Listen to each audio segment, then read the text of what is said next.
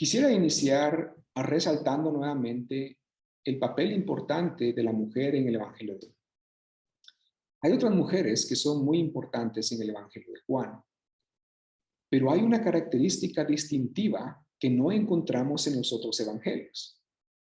Y esta característica distintiva del Evangelio de Juan es que cada vez que hay una figura femenina en el texto, a la par de esa figura femenina hay una figura masculina, como invitando al lector y la lectora a comparar ambas figuras. El ejemplo obvio es la mujer de Samaria, que aparece a la par de la historia de Nicodemo. Y la observación obvia que uno de ellos es un varón y la otra persona es una mujer invita a que hagamos contrastes y comparemos las dos figuras. Y cuando hacemos esa comparación nos damos cuenta que la mujer de Samaria entabló una conversación teológica con Jesús, se convirtió en su seguidora y en la primera enviada a la ciudad de Sicar. Y a través de su testimonio, la ciudad entera recibió a Jesús como el Salvador del mundo. El caso de Nicodemo es diferente. Se acerca a Jesús de noche, parece no entender los temas que Jesús platica con él, y Jesús tiene que iniciar con lo más básico: nacer de nuevo. ¿Verdad? Jesús le dice a Nicodemo: ¿te acuerdas cuando naciste de tu madre? ¿Verdad? Los temas muy básicos. Y luego no hay ninguna evidencia clara de que Nicodemo se convirtiera en discípulo. Si leemos los versículos 15 y 16 y 17, parece que la historia de Nicodemo queda inconclusa. Y en lugar de una conclusión en donde Nicodemo regresa a las autoridades religiosas, comparte con ellas el evangelio y a través de él todos se convierten, Nicodemo desaparece. Y el capítulo 3 es un discurso acerca del juicio y la salvación. Y recuerdan el versículo: porque de tal manera amó Dios al mundo que ha dado a su Hijo unigénito, para que todo aquel que en él crea no se pierda, mas tenga vida eterna. Porque no envió Dios a su Hijo al mundo para condenar al mundo, sino para que fuese salvo por medio de él. Así que esa es la conclusión del capítulo 3. Un discurso de Jesús en donde de Nicodemo desaparece. Nicodemo reaparece en el capítulo 7, o en el capítulo 8, me parece a mí, en donde las autoridades religiosas tratan de capturar a Jesús. Y Nicodemo dice: ¿no debemos darle primero la oportunidad de defenderse? Eso es lo más que dice Nicodemo, ¿verdad? Pareciera que simpatiza con Jesús, pero no es una afirmación clara de una confesión de fe. Y luego la encontramos en el capítulo 19 o en el capítulo 20, porque él está a cargo de la sepultura de Jesús, ¿verdad? Pero, nuevamente, no hay evidencia clara de que él fue un discípulo sólido, como lo fue la mujer de Samaria. Así que el lector se queda con dos modelos y el lector debe decir: yo quiero ser como la mujer de Samaria. Voy a recibir esta agua viva, volver a mi ciudad, compartir las buenas nuevas y convertirme en una evangelista del Señor Jesucristo, el Salvador del mundo. Tenemos otro ejemplo, y ese ejemplo aparece en el capítulo 11. En el capítulo 11 tenemos a Marta y a María. Son dos mujeres que están sin consuelo por la muerte de Lázaro, a quienes amaban mucho. Y cuando Jesús va a llegar a Betania, cuando se enteró que Lázaro había muerto y decide viajar con sus discípulos a Betania, los discípulos no entienden lo que Jesús les dice, ¿verdad? Le dicen a Jesús: vamos contigo para morir también contigo, ¿verdad? Unas frases que no parecen hacer sentido en lo que Jesús les ha dicho a ellos en los capítulos anteriores. Lo que los discípulos expresan es confusión. Pero cuando Jesús se encuentra con Marta, Jesús le dice a Marta: si crees en mí, tienes en el presente vida eterna. Y Marta, en lugar de responder con confusión, lo que dice es, sí, Señor, creo que tú eres el Hijo de Dios, que ha sido enviado al mundo para darle vida al mundo. Así que es un contraste claro, la confusión de los discípulos varones y la afirmación de fe de Marta que encaja con el propósito del Evangelio. Jesús le dice a Marta, el que cree en mí tiene vida eterna. Así que el capítulo 11 generalmente lo conocemos como la resurrección de Lázaro. Pero realmente la primera parte del capítulo 11 debiera llamarse la resurrección de Marta, porque en el momento en el que ella confiesa a Jesús como Señor, ella experimentó la nueva vida, la vida eterna, la resurrección de Jesús. Así que tenemos ese contraste. El siguiente es el capítulo 12. Recordarán ustedes que en el capítulo 12 tenemos esta historia tan maravillosa de que Jesús entra a una casa y nadie le lava sus pies. Solamente una mujer se acerca a él con un frasco carísimo, con perfume carísimo. Lo derrama sobre sus pies y con sus propios cabellos lava los pies de Jesús. Y dice Juan que el perfume llenó toda la casa. Quiere decir que el testimonio de lo que ella hizo fue un testimonio que todos percibieron a través del olor del perfume. Y a la par de esa historia, recuerdan ustedes, hay una figura masculina, Judas, viendo hacia abajo a la mujer, tal vez de una forma un tanto despectiva y diciendo, Jesús, hubiésemos vendido ese perfume y con el dinero hubiéramos compartido con los pobres. Y Juan dice, Judas dijo eso, no porque tuviera cuidado de los pobres, sino porque era un ladrón. Un contraste claro. Un discípulo que es un mal ejemplo, juzgando a una mujer que es un buen ejemplo, dando todo lo que ella tenía para adorar al Señor. Esta mujer que derramó el perfume entendió a través de ese acto que Jesús tenía que morir. Una enseñanza muy difícil de entender para los discípulos. Así que nuevamente tenemos dos figuras lado a lado y Juan nos invita a comparar sus reacciones y sus modelos también. Un último ejemplo que tal vez leyeron en esta unidad, capítulos 18 a 21. En el capítulo 20 tenemos a María en la tumba de Jesús. Y cuando María está en la tumba de Jesús, se encuentra con el resucitado y su primera reacción es abrazarlo. Esa es la reacción de María. En el capítulo siguiente, o en la historia siguiente, tenemos a Tomás.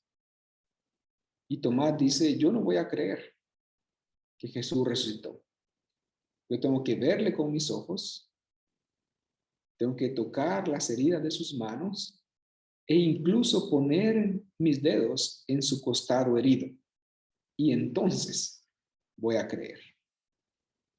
En el capítulo 20, María creyó solamente con escuchar la voz del Señor.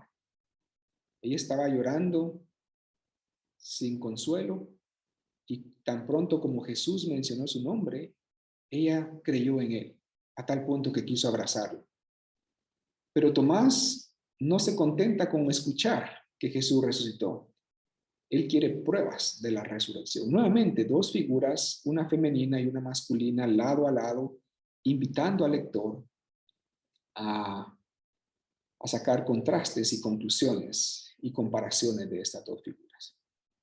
Ahora, la gran pregunta histórica es ¿por qué Juan ha hecho esto? La respuesta sencilla es que es una coincidencia. Y yo creo que sería una coincidencia si solamente tendríamos un ejemplo. Pero si tenemos 3, 4 o 5 ejemplos, es más que una coincidencia, me parece a mí. Es algo deliberado, intencionado, que Juan hizo para invitar al lector y a la lectora para invitar al lector y a la lectora a seguir el modelo de discipulado femenino. Incluso Jesús. Recuerden que en el Evangelio de Juan hay muchas voces: líderes religiosos, los discípulos, Jesús, el narrador, pero la voz más importante es la voz de Jesús. Y Jesús mismo en el capítulo 16 le dice a los discípulos: yo voy a Jerusalén a ser maltratado, humillado y crucificado. Y todos los discípulos con miedo, diciendo: Señor, ¿qué va a pasar entonces? Tenemos miedo de ir a Jerusalén contigo. Y Jesús mismo, el Mesías de Dios, les dice: sean valientes como una mujer que da a luz a un hijo. Capítulo 16, versículos 20 al 25. El modelo de valor que Jesús utilizó fue el modelo de una mujer dando a luz a un hijo. ¿No es eso curioso? ¿Por qué no utilizó a un emperador valeroso y decir: miren a este emperador qué valiente es? O alguna figura del Antiguo Testamento masculina, lo fuerte que era, como Sansón, por ejemplo. Pero Jesús escoge a una mujer dando a luz y les dice: sigan este modelo. Cuando la mujer está dando a luz, tiene mucha angustia y temor, especialmente en el siglo I. Recordarán ustedes que dar a luz para una mujer significaba casi una sentencia de muerte, porque no había anestesia, los hospitales no existían, era un gran riesgo para una mujer dar a luz, y por eso era un gran temor. Y Jesús les dice: sean ustedes discípulos como la mujer que da a luz, que cuando está en ese parto está llena de temor y angustia y dolor, pero tan pronto como nace el hijo, el gozo es tan grande que cubre ese temor, esa duda y esa aflicción al ver que el hijo ha nacido. ¿De dónde sacó Jesús esa imagen? Debemos preguntarnos. Es posible que María misma, recuerden que Jesús se crió con María, su madre. Es posible que María le contaba historias a Jesús cuando tenían un almuerzo o estaban juntos en casa y le decía: hijo, cuando tú naciste yo tenía temor, pero tan pronto como te cargué en mis brazos, fue un gozo tan profundo que olvidé toda la vergüenza que significaba dar a luz a un hijo fuera del matrimonio, el temor de ser apedreada por esa situación, el temor de quizá morir y la angustia de pasar el parto, no se comparan con el gozo de haberte visto nacer. Así que es muy interesante que Juan tuvo acceso a muchas historias acerca de Jesús. Es lo que dice en el capítulo 21. Si yo pongo por escrito todas las historias que yo conozco acerca de Jesús, el mundo entero no es suficiente para incluirlas.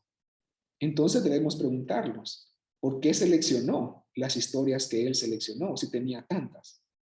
¿Verdad? Así que en respuesta a la pregunta, debemos de decir, en primer lugar, que las mujeres tienen un papel muy importante en el desarrollo teológico del Evangelio de Juan, y es muy probable que Juan intencionalmente seleccionó estos modelos femeninos de fe para animar a su audiencia a reconsiderar ideas erróneas que romanos, gentiles e incluso gente de trasfondo de sinagoga tenía acerca de la mujer, y elevar a las mujeres a un estatus diferente en el reino de Dios. Habiendo dicho esto, vamos a hacer un comentario breve acerca del apóstol Pablo. Es posible que en el futuro ustedes tengan una clase acerca de la teología del apóstol Pablo o las cartas del apóstol Pablo y pueden profundizar un poco más. ¿En qué sucede con primera carta a los Corintios, las cartas pastorales y aquellos pasajes que parecen restringir el ministerio de las mujeres? En primer lugar, una cosa es la dignidad de las mujeres, que no está en cuestión. Y otra cosa es el ministerio de las mujeres, ¿verdad? Ningún pasaje cuestiona, al contrario, elevan la dignidad de la mujer al nivel más alto.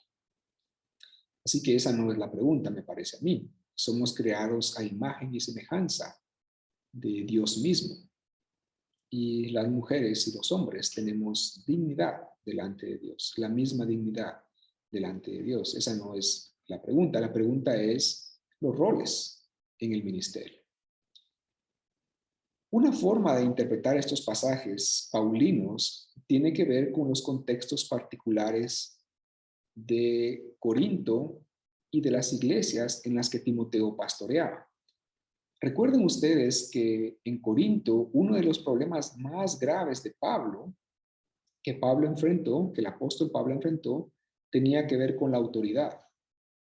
Es por eso que Pablo escribe 2 cartas y posiblemente hasta 3 o 4 y hemos perdido 2 de ellas.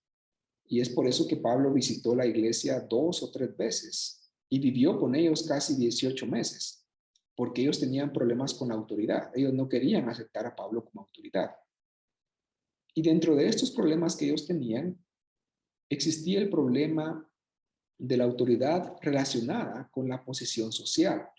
Especialmente en primera carta a los Corintios nos damos cuenta que hombres y mujeres con mucha riqueza financiera trataban de oprimir a los pobres y menospreciarlos, ¿verdad?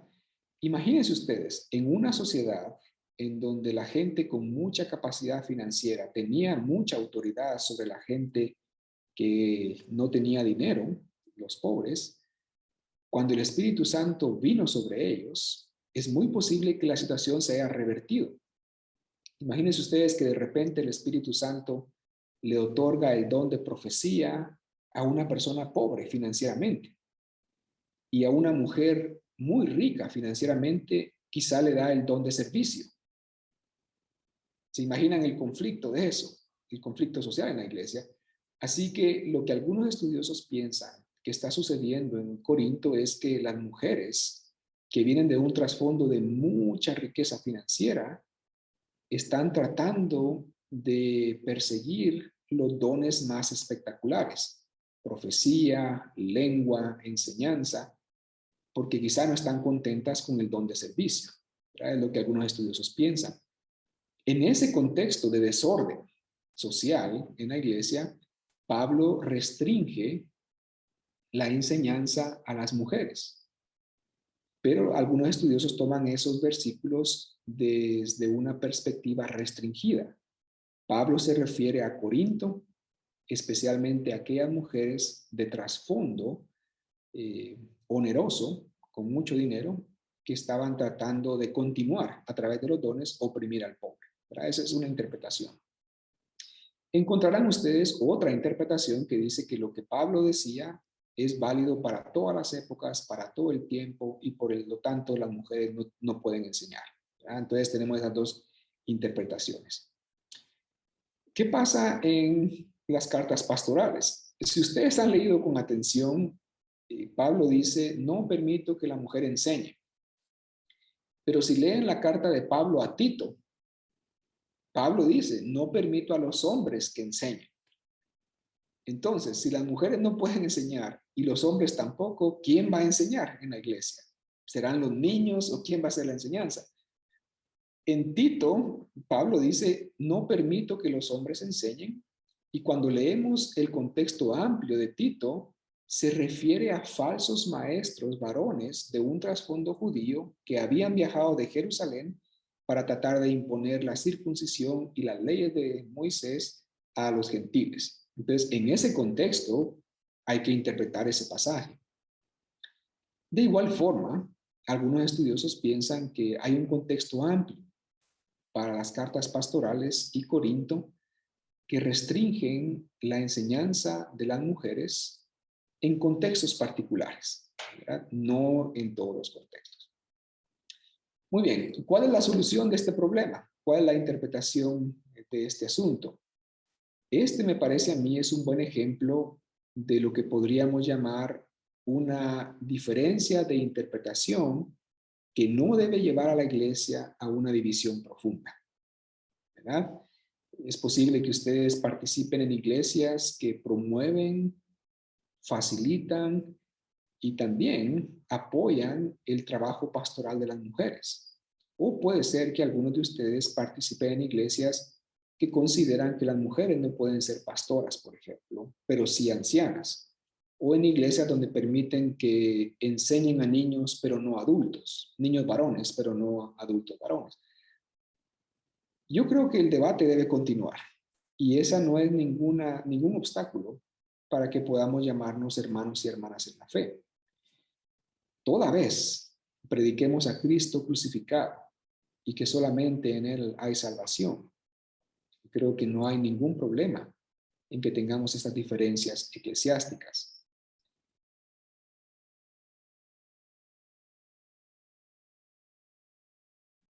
Uno de los problemas teológicos tiene que ver con la presencia divina con los discípulos. Si Jesús estaba con ellos, si ellos creyeron en la resurrección y si Él va de regreso al Padre y ha prometido que cuando Él va al Padre no van a quedar huérfanos, ¿qué pasa en esos días, semanas, entre Pentecostés y el soplo de vida de Jesús?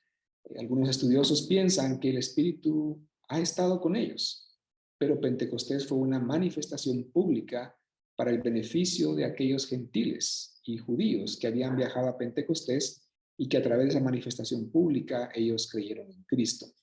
Pero nuevamente es un tema en donde hay debate. Sí, la interpretación del pasaje tiene varios niveles. Un nivel puede ser simbólico.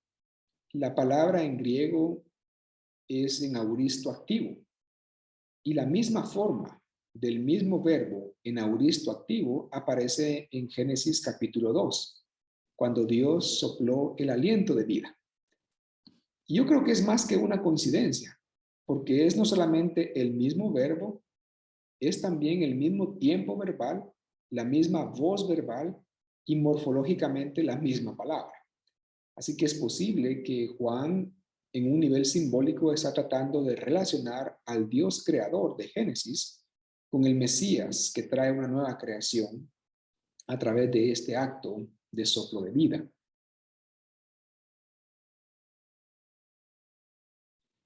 Para iniciar, teológicamente sabemos que cuando estemos con el Señor en el cielo, lo podremos reconocer que Él es Jesús, nuestro Salvador, porque veremos las heridas en sus manos y en su costado. Jesús resucitó corporalmente. ¿Verdad?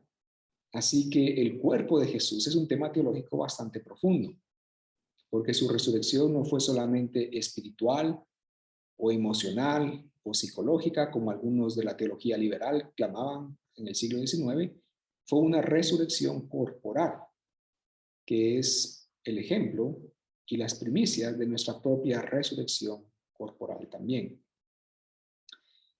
La pregunta en cuanto al capítulo 20 se ha interpretado en referencia al trasfondo del judaísmo del Segundo Templo, especialmente el Antiguo Testamento y algunas fuentes judías que tenemos, en donde se prohibía tocar, ¿verdad?, a una persona que había fallecido por cuestiones de pureza e impureza, ¿verdad? Así que algunos estudiosos piensan que puesto que María viene de un trasfondo judío, Jesús murió étnicamente como un judío también, esta ascensión al cielo tiene que ver con la purificación, ¿verdad? Desde una perspectiva judía. Si Jesús se encuentra con gentiles, no es necesario, porque ellos no están bajo esa norma de pureza e impureza.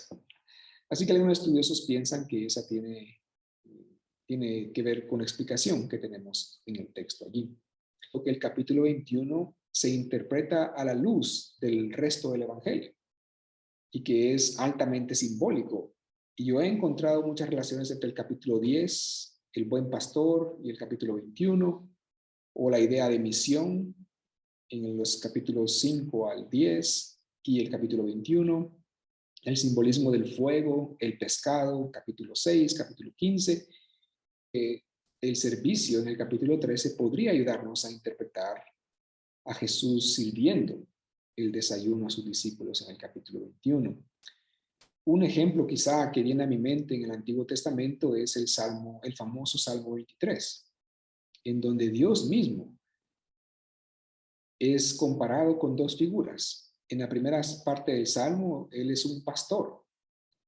Jehová es mi pastor, nada me faltará.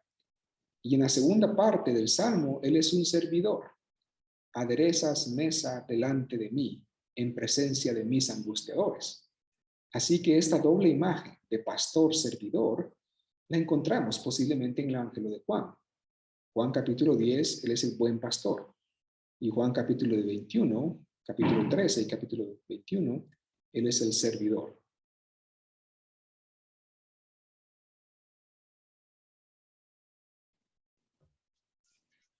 A un nivel literario, algunos estudiosos toman el capítulo 12 como el cumplimiento de una profecía irónica en el capítulo 7.